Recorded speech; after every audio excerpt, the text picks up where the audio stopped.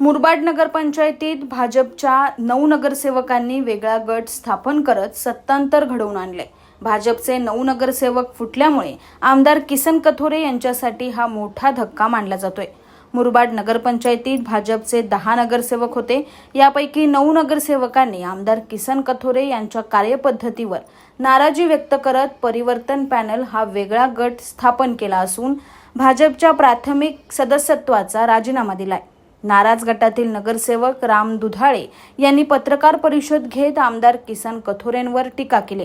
विकास कामांच्या बाबतीत आमदार दुजाभाव करतात, तसंच सापत्न भावाची वागणूक देतात असा आरोप या नगरसेवकांनी केलाय।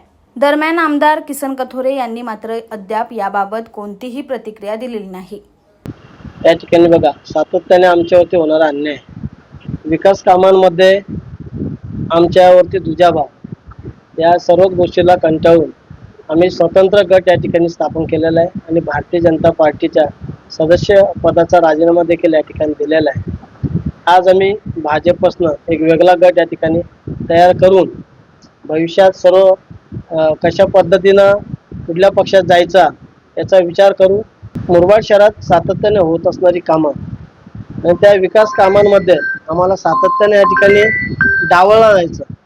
फक्त प्रभाग क्रमांक 2 आणि प्रभाग क्रमांक 15 मध्येच कोट्यवधी रुपयाचा निधी त्या ठिकाणी ठरवून दिला जायचा आणि हाच आमच्यावरती सातत्याने अन्याय केला जायचा आणि या गोष्टीला कंटाळूनच खऱ्या अर्थानं आम्ही हे सर्व केलेलं आहे। बघा, भविष्यामध्ये जो मुरबाड शहराच्या विकासाकडे जो बघेल त्यात नेत्याकडे आमची पावलं असतील, एवढंच मी आजच्या दृष्टिकोनातून सांगतो।